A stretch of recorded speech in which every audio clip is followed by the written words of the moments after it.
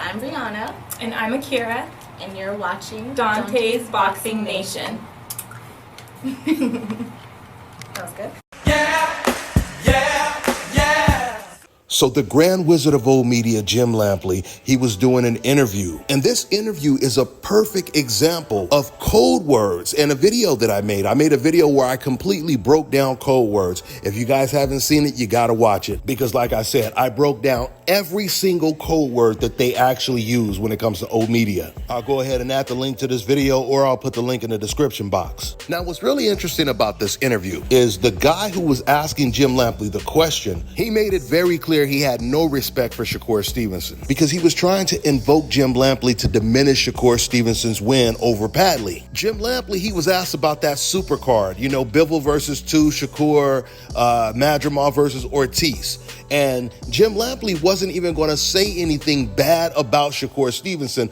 But the guy who asked the question, he was trying to encourage Jim Lampley to disrespect Shakur Stevenson and call him boring. Now, you guys have to understand, Jim Lampley, he's a lot more reserved now compared to his HBO days when him and Larry Merchant used to go hard in the paint.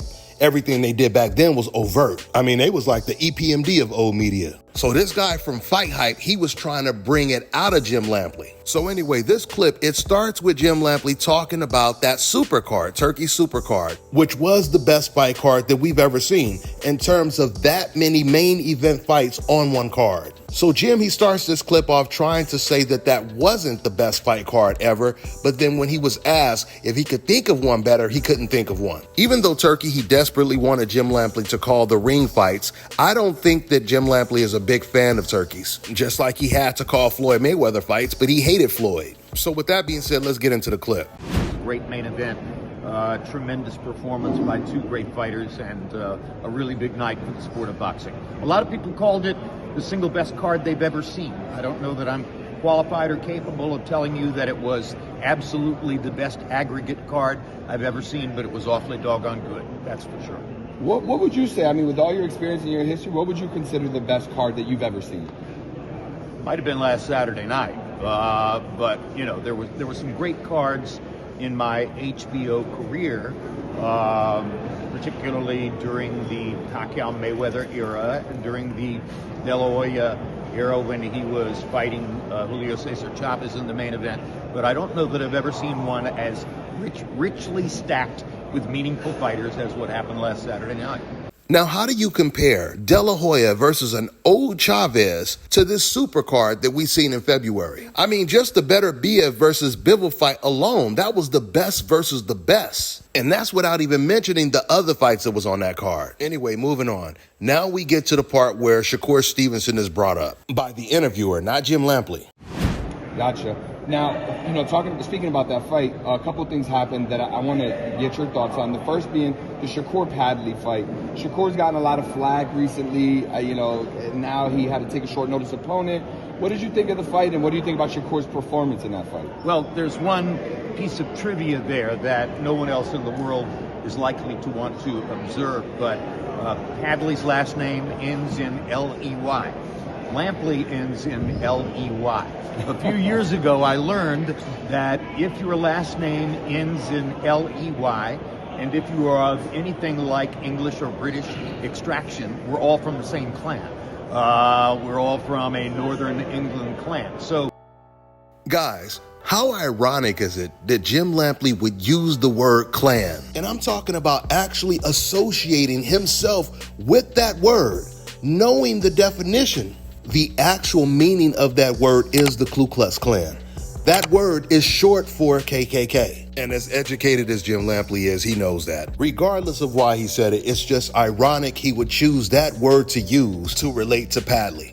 So in some arcane, invisible, inexplicable way, I'm likely to be related to Padley.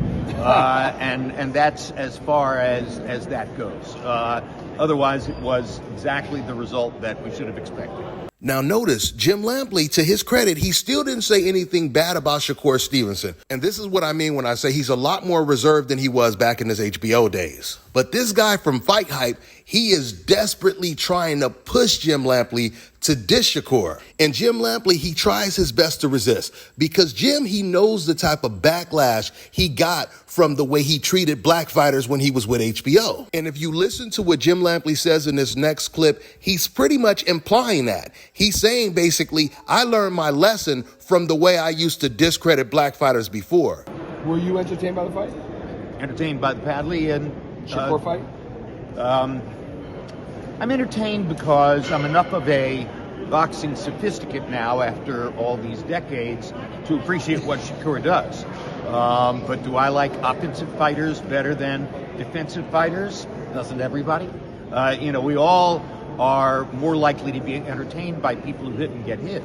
And Shakur begins from the point of view that you're not going to hit it. And he's very good at preventing you from hitting him.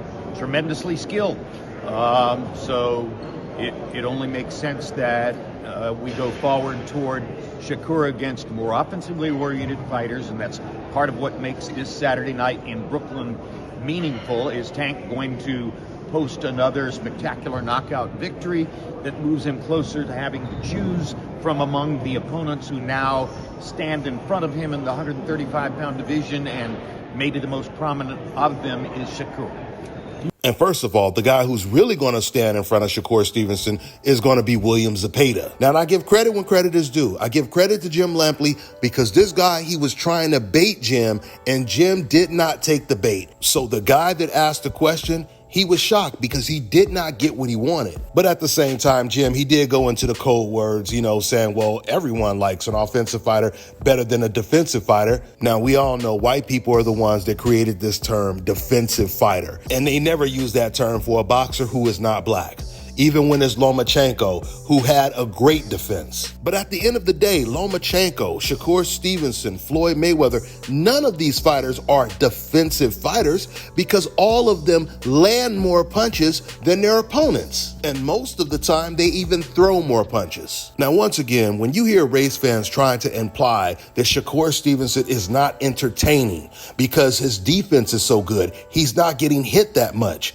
We all know that's just a code word because if Shakur got hit more, then those same fans would say he got exposed, like they said about Gervonta Tank Davis when he fought Lamont Roach, like they said about Jaron Ennis when he fought Karen. A black fighter can get hit with 5 to 10 clean shots in the whole fight, and race fans will say he got exposed. Because once again, the expectations are always set higher for black boxers because they are used to black American boxers being so dominant. What these race fans are really saying with their dog whistles is, we don't care if you get hit or you don't get hit. We just want to see you get beat because that's the only thing that's going to excite and entertain us.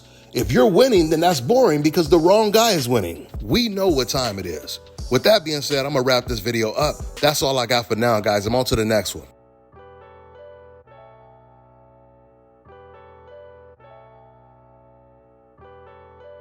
All right, now check this out, guys. If you're looking to repair eczema scars, burns and bruises, dark spots and blemishes, fever blisters, diabetic ulcers, this right here is the perfect product for you guys. It's called LO Decay Face and Body Oil. Athletes and top-ranking boxers, they're also using it after training to reduce swelling, inflammation, and to ease the pain. So get yours today. Go to lodecay.com, like them on Facebook, and follow them on Instagram.